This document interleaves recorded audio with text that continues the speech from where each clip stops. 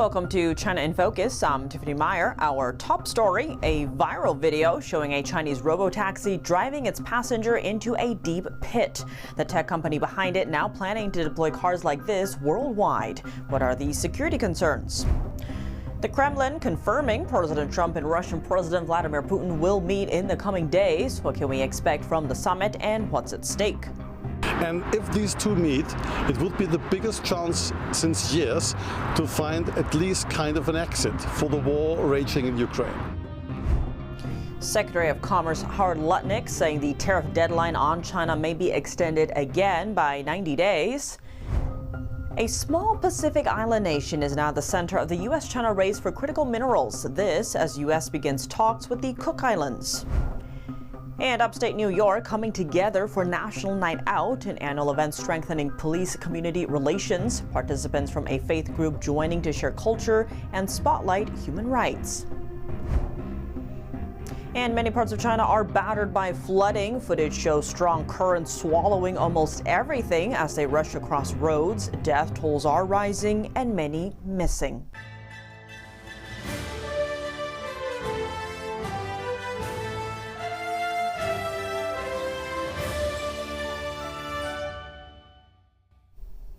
A critical moment in southern China's Chongqing city on Wednesday. An autonomous taxi fell into a deep construction pit near a work site. The female passenger was rescued by bystanders who used a ladder to get her out. Local media say she was not injured. But this isn't an isolated incident. Robotaxis are part of China's broader global push. This technology raises concerns about potential security risks for U.S. allies. The taxi is part of a massive network run by Chinese tech giant Baidu, known as Apollo Go Robotaxi. In recent weeks, the robotaxi service has partnered with both Uber and Lyft, two leading global ride-hailing companies. Baidu's founder has said his goal is to promote robotaxis worldwide, starting with markets in Asia and the Middle East. Baidu says over 1,000 Apollo Go taxis have already been deployed across 15 cities. The next target is Europe. Baidu plans to launch thousands of robotaxis in Germany and the UK next year. But here's a twist. Last year, media reports revealed that Baidu's database became highly valuable to a special client, the Chinese military. The report cited a research paper detailing how the military cyber warfare division was testing Baidu's AI chatbot, Ernie. What kind of tests did they conduct? Generating simulated war plans for Libyan troops to defeat U.S. military attacks. So how is this related to robotaxis? Chinese state news agency Xinhua disclosed in 2023 that Apollo Go cars can record their surroundings in 360 degrees and can be controlled remotely. The risks are high. These robotaxis, set to run on streets across U.S. ally countries in Europe next year, could serve as Beijing's eyes. The Biden administration banned the sale or import of smart vehicles equipped with certain Chinese and Russian technologies for similar national security reasons. The rule took effect in March and bans Chinese self-driving cars from operating on U.S. soil. The Kremlin said Thursday President Trump and Russian President Vladimir Putin will meet in the coming days. Trump has been pushing for a breakthrough to end the Ukraine war. The announcement comes amid Trump's growing frustration with Putin and new warnings of additional sanctions. Here's a closer look. The Kremlin said on Thursday that Russian President Vladimir Putin and Donald Trump will meet in the coming days. That comes as the U.S. president seeks a breakthrough to end the Ukraine war, the deadliest conflict in Europe since World War II, and as Trump has expressed mounting frustration with his Russian counterpart. Trump had previously set a deadline for Russia to agree to peace in Ukraine or face new sanctions by Friday. He was asked on Thursday whether that deadline still stood. Now it's going to be up to him. We're going to see what he has to say. Trump said his meeting with Putin was not conditional on the Russian leader first meeting with Ukraine's Vladimir Zelensky. Does Putin have to meet with Zelensky in order and before you and Putin have to meet? Or No. Zelensky spoke on Thursday to European leaders. In a post on X afterwards, he said Europe must be involved in the peace process. He added that various possible bilateral and trilateral meeting formats had been discussed on a call with Trump the day prior, and that, quote, Ukraine is not afraid of meetings and expects the same brave approach from the Russian side. Meanwhile, Putin, when asked on Thursday about the possibility of meeting Zelensky, said he was willing in principle, but the conditions for a face-to-face with the Ukrainian leader were far from being met.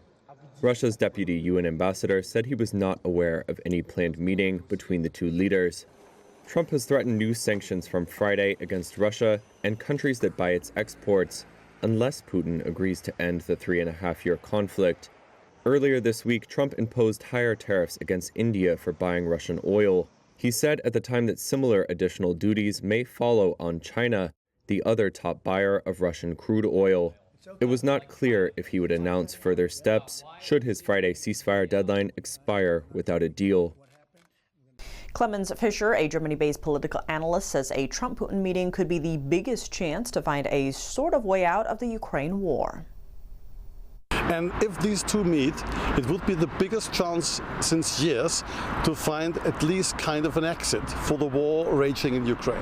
Because Mr. Trump needs at least something. He can sell at home as the peacemaker and the international press, and he always wants to be. And for Mr. Putin, it will be the biggest chance since years to show that he is not waging war against Ukrainians, but he simply wants to clear the ground of Ukrainian forces in Donbass.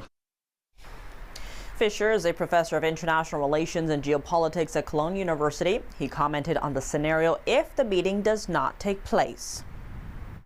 If this meeting next week does not take place, we at least are confronted with a very bad situation for Ukraine, because it does mean that the Russian offensive goes on from the air and on the ground, which does mean that the cities will be bombed every single night, as long as the Russians have the drones and the means for that, which they do have. Fischer said if Trump couldn't secure peace in Ukraine this time, he would have to focus on putting pressure on Russia's allies instead. And it does mean that he has to strike against the partners of Russia, which is mainly China and India and even South Africa.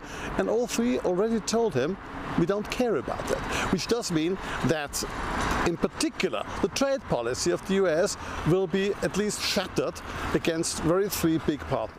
This meeting is likely to exclude the Ukrainian president. Fischer said Zelensky not being at the table this time could actually work to Trump and Putin's advantage, since the two leaders will meet on what they see as equal footing. Secretary of Commerce Howard Lutnick said Thursday that the tariff deadline on China may be extended by 90 days. At the same time, President Donald Trump's new tariffs on nearly 70 countries went into effect Thursday. What kind of revenue do these tariffs bring to America? NTD's Washington correspondent Jack Bradley has the details. The Trump administration's new tariffs on nearly 70 countries kick in on Thursday. About 40 of them face a 15% tariff rate. Those included are the European Union, Japan, and South Korea. Now, these are trading partners who are expected to take in more U.S. imports and invest hundreds of billions of dollars in the U.S. But other countries face much higher tariffs. Canada, for instance, is at 35%, Laos and Myanmar at 40%, and Brazil at 50%. Many are concerned that these costs will be passed on to the consumer. But Treasury Secretary Scott Bessent says that manufacturers overseas are absorbing much of the costs. And there's no denying that Trump's tariffs are now bringing in record amounts of revenue. In July alone, the U.S. generated nearly $30 billion in tariff revenue. Secretary of Commerce Howard Lutnick said that this could soon be much higher. The tariffs went up. I think we're going to be heading towards $50 billion a month in tariff revenue. Meanwhile, the tariff deadline that Trump is putting on China may be extended. The original deadline of August 12th may be pushed another 3 months after both sides proposed to extend it after meeting in Stockholm last week. It feels likely that they're going to come to an agreement and extend that for another 90 days.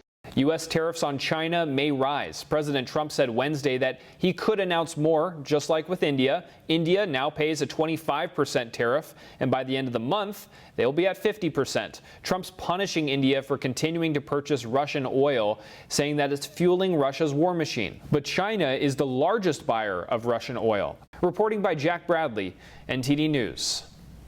What's driving the U.S. to compete with China over a little island nation in the Pacific? The State Department just started seabed mineral talks with the Cook Islands, a country with ties to New Zealand. NTD's Washington correspondent Jack Bradley has more. The U.S. is partnering with the Cook Islands to conduct research on seabed minerals. The Pacific Island country sits atop a seabed that's reportedly rich in critical minerals, and it's also subject to influence by the Chinese Communist Party. The announcement was made on the Cook Islands' 60th anniversary. They said in a joint statement on Tuesday that U.S.-linked firms sit at the forefront of deep seabed mineral research and exploration in the Cook Islands, which reflects strong and shared U.S. Cook Islands seabed mineral interests. Last week, the FBI opened a new office in Wellington, New Zealand, which oversees the Cook Islands, and it's opened to counter the CCP's regional influence, cybercrime, and espionage. That's what FBI Director Kash Patel said at the time, that countering the CCP is a top priority both for the U.S. and New Zealand. Putting us together in common space and sharing with intelligence platforms and law enforcement partners and defense operations is the only way we are going to actually countermand the CCP threat that is dominating the Indo-PACOM region. That's as concerns arose earlier this year over the Cook Islands' deepening ties with China. Their prime minister went to China in February and signed a trade and seabed mining agreement with the CCP. But New Zealand's leaders were unhappy that they weren't informed about this, as the two countries share constitutional ties. And in June, New Zealand suspended $11 million to the Cook Islands in development funding. China has been working to tie itself to several island nations for rare earth minerals. China supplies about 90% of the world's rare earths and also dominates in producing many critical minerals. Analysts say that if China were to ban exports of these minerals to the U.S., the consequences could be economically catastrophic. So a total export ban would be devastating to the U.S. economy. We would need to rely on domestic sources if we can get them online, and to turn to allies as much as possible. So right now, the U.S. is looking into alternatives like its trading partners in the Indo-Pacific, Japan, Australia, and also mining here at home. We have vast mineral resources here. A lot of people do not understand how much we actually have. Last month, for instance, the Pentagon agreed to invest $400 million in a stake in MP Materials, America's largest rare earth mine. For NTD News, I'm Jack Bradley. This week in upstate New York, local residents gathered for National Night Out, a community event aimed at strengthening ties between police and neighborhoods. Among the participants were local Falun Gong practitioners who brought a vibrant showcase of performances to the event. Let's zoom in.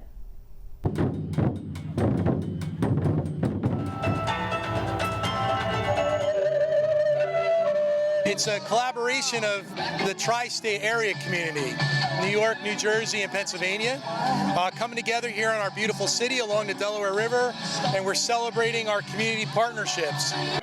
With a significant number of Falun Gong followers living in the area, some young practitioners transform the street into a stage to present culture and tradition and to demonstrate their exercise practice. Falun Gong, also known as Falun Dafa, is an ancient spiritual discipline based on the principles of truthfulness, compassion, and forbearance. It's practiced by millions around the world. Only in China have practitioners of Falun Gong been persecuted for decades. I think it's important to raise awareness to the local community about China's transnational repression, its bomb threats, and people are shocked when they hear that the bomb threats come to Shenyun. I think the Communist Party is a threat all throughout the world, and you see it being infiltrated everywhere, even in the United States, and we always have to watch out for that. As awareness grows, American communities are becoming increasingly vigilant.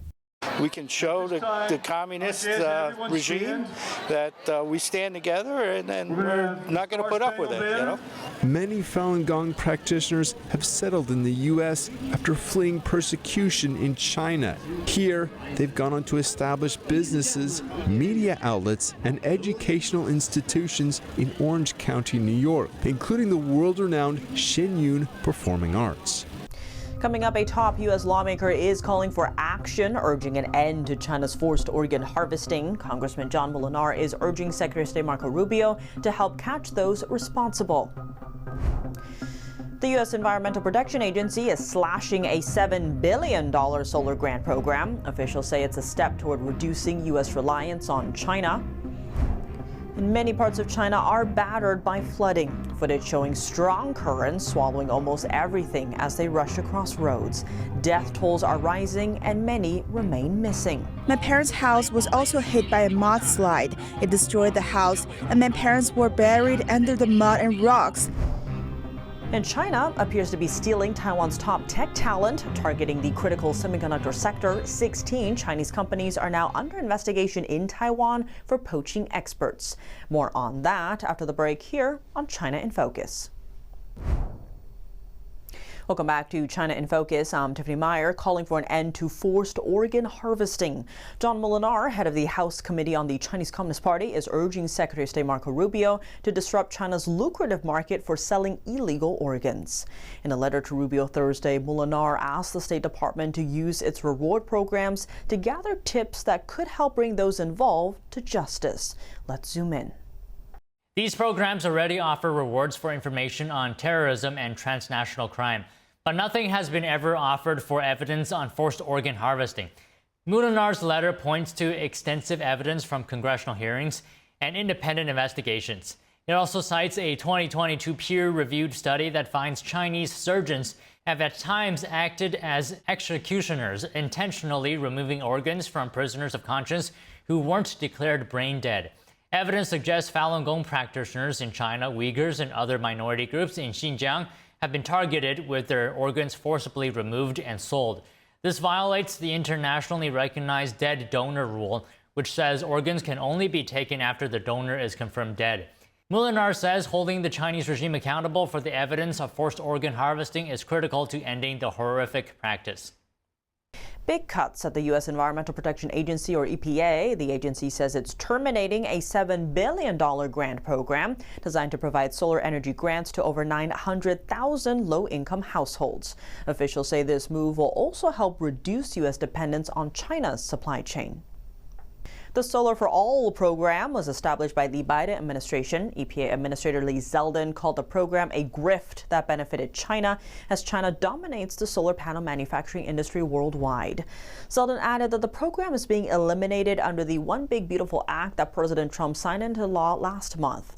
Trump also signed an executive order in July to end federal subsidies for wind and solar energy projects, citing unreliability and dependence on foreign-controlled supply chains. Senator Bernie Sanders introduced the solar program. He denounced its termination as illegal and vowed to push back against the move. Many parts of China engulfed by continuous flooding. The capital city, Beijing, has suffered this catastrophe for almost 2 weeks as the rain belt shifts towards central China. In Gansu province, at least 10 people have died in the floods and thousands are trapped. The real situation could be far worse. We called victims from the flood zones for first-hand accounts, and to protect their safety, we have distorted their voices. My parents' house was also hit by a mudslide. It destroyed the house, and my parents were buried under the mud and rocks. I have no house here anymore, and my parents' house is gone. My parents are gone too. Another resident from the same province as Chen, Hebei, said local authorities released water from reservoirs without notifying residents. The resident reported that the water level rose rapidly, causing extensive damage. The strong currents then triggered flash floods, landslide, and worsened the catastrophe. It was caused by the flood discharge. If it had been just heavy rain, this kind of situation would never have happened. Many provinces across the country are suffering similar disasters. Meanwhile, China's Public Security Department issued new rules last week aimed at censoring witness videos and local reports from the flood zones. Reports say several people have already been arrested. Taiwan is investigating 16 Chinese companies for allegedly poaching high-tech professionals. The Chinese companies under investigation include prominent players in semiconductors, chip design, and electronics manufacturing. Here are the details. Taiwan's Investigation Bureau said more than 300 agents searched 70 locations and questioned 120 people between July 15th and August 6th. The coordinated raids targeted Chinese firms suspected of illegally poaching engineers and operating unlicensed offices in Taiwan. The Investigation Bureau said Chinese firms have long targeted Taiwan's high-tech workforce Their reported methods include operating without regulatory approval, using shell companies, or sending employees through local hiring agencies. Beijing claims Taiwan as its own territory and has threatened military force to bring the island under its control. Taiwan strongly rejects China's claims of sovereignty. Taiwan has confirmed its first case of chikungunya fever. The mosquito-borne illness has been spreading fast through southern China in recent weeks, with cases surpassing 8,000. The U.S. CDC has already begun advising travelers planning to visit China to take enhanced precautions due to the virus outbreak. Meanwhile, Taiwan's CDC says the case was detected in a woman who returned from a visit to China's Guangdong province at the end of July. Roger Hewson, who leads virus surveillance at the UK's Wellcome Sanger Institute, says it's the largest outbreak on record. Chikungunya can cause high fever, rash, headache, nausea, and fatigue that can last up to a week. Hewson noted that Chinese health officials are trying to contain the spread with quarantines, similar to measures taken during the COVID-19 pandemic. In Guangdong province, one area alone reported nearly 3,000 local infections in the last week of July. Chinese state media said there have been no severe or fatal cases, though NTD has not been able to independently verify that. That's all for today's China in Focus. I'm Tiffany Meyer. If you have any feedback on the show or have something you'd like to see us cover, send us an email at chinainfocus@ntd.com. We'd love to hear from you. Round-the-clock original news coverage, visit us at ntd.com or download our NTD app. Thanks for watching. See you soon.